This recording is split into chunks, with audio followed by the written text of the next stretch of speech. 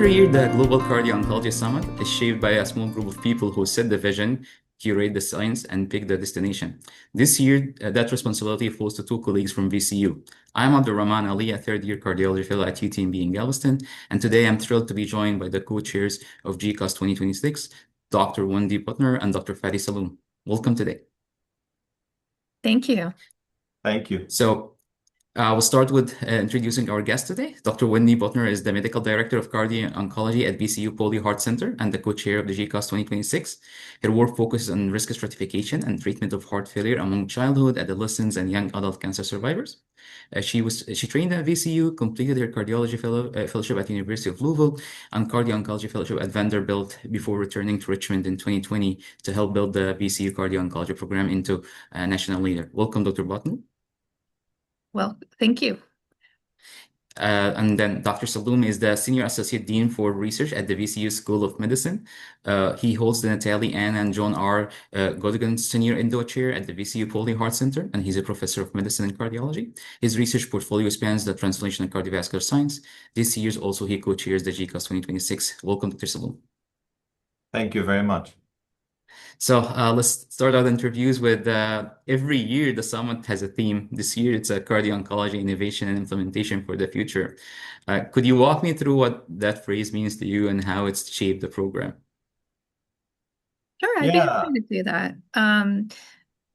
So I think there's a couple of different things that we're trying to highlight with that theme. As you know, cardio-oncology is a field that is still quite much in its infancy and evolving over time. And so I think part of what we want to highlight is the evolution and the new science that's on the horizon that will impact how we care for our patients.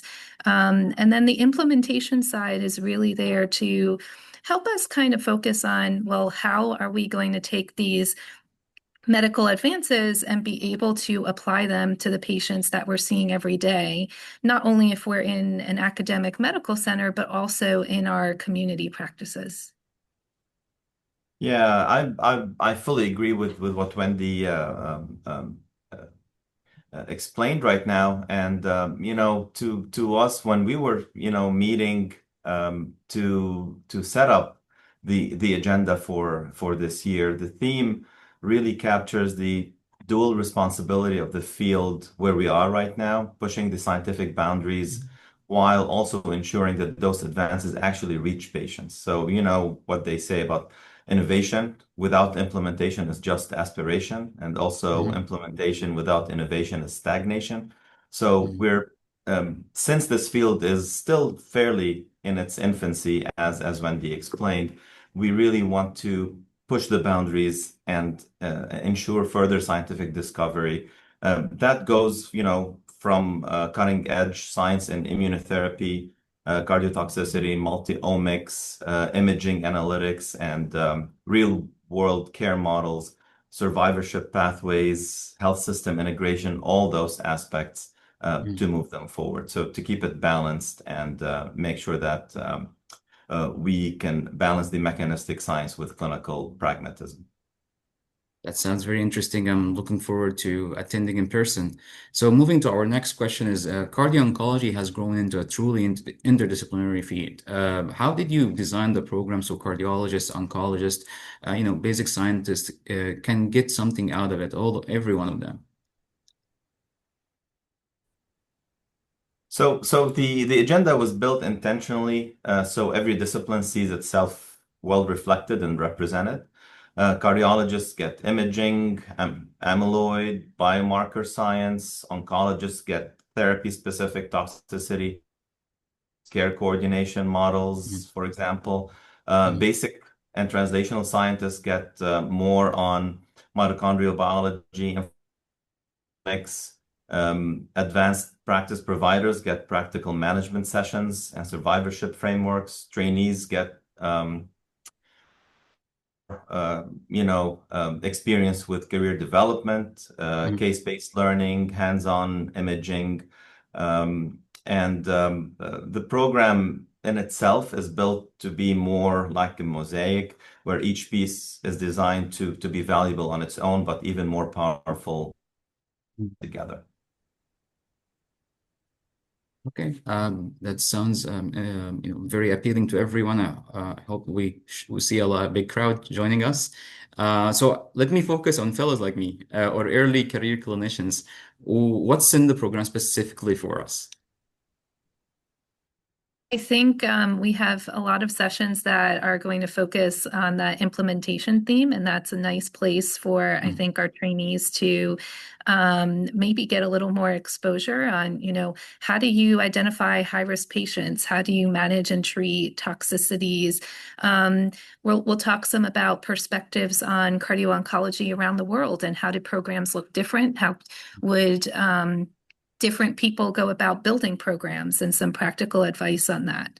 So I think that there will be opportunities to hear a lot that can be implemented at people's own institutions.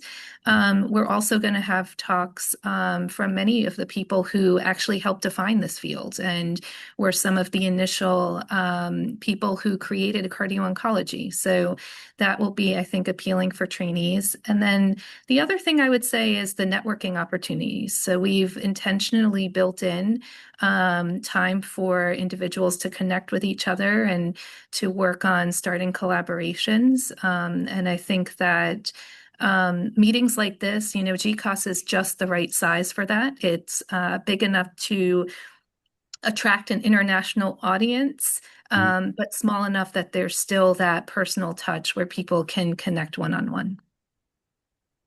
I guess it's time to move to talk about the venue. I want to learn more about Williamsburg. It's a really unique choice for such a scientific meeting. What made you pick it?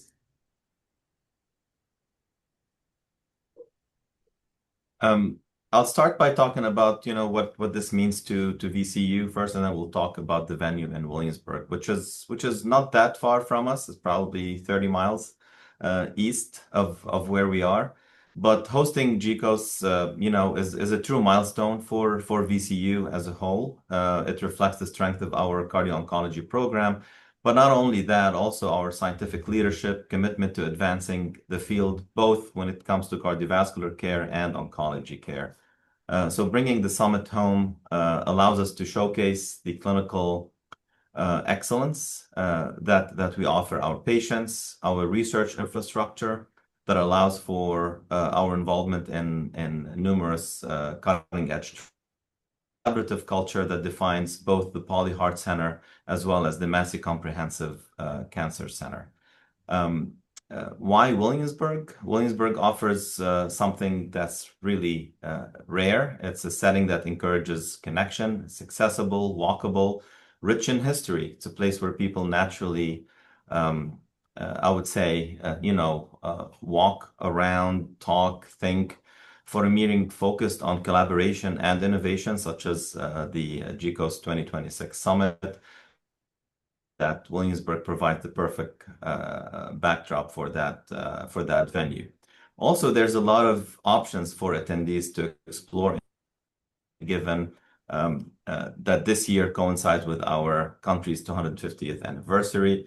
Williamsburg holds a central place in the nation's anniversary because it was one of the earliest capitals of colonial America that helped shape the movement towards independence. I know Williamsburg very well because I worked there a long time ago in a different capacity. And it's a fully preserved living history site, offers visitors rare opportunity to walk the same streets where debates over liberty, governance, the rights of citizens took place over the years leading up to the revolution. So, and there's a lot of fun places for families if some of our speakers and attendees bring their families and children, and tons of amazing restaurant options as well. Yeah, Would I you would like? just Yeah. emphasize that part of the reason we chose this location is that it is family friendly, and we're hoping that people will use this as an opportunity to not only enjoy the meeting, but also to maybe explore a piece of the country's history. And the meeting location at the Williamsburg Lodge is ideal for facilitating that because we're really just steps from historic colonial Williamsburg. And it's easy, I think, for people to be able to kind of travel back and forth on foot. And be able to get both sides of that experience, not just the academic side, but a little bit of the culture and history of Williamsburg as well. Thank you both for being here today. It has been a pleasure interviewing you. Any last points you would like to add before we end the interview? Well, thank you so much for spending this time with us. We hope that this meeting exceeds the expectations of all those who participate.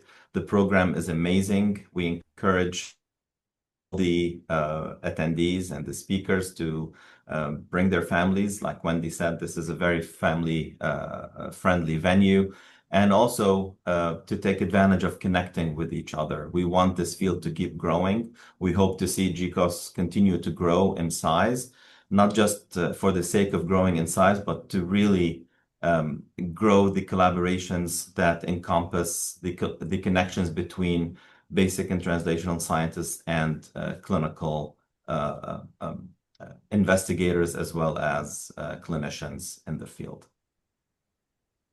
Thank you. Good. I would just like to close by thanking ICOS for giving us the opportunity to host, and also thanking both the VCU Pauli Heart Center and Massey Comprehensive Cancer Center for partnering together and being highly collaborative in helping us coordinate this event and ensure that it is a success. Sounds good. Thank you both. Looking forward to meeting you in person. Thank you for the audience. Looking forward to more interviews. Have a good day.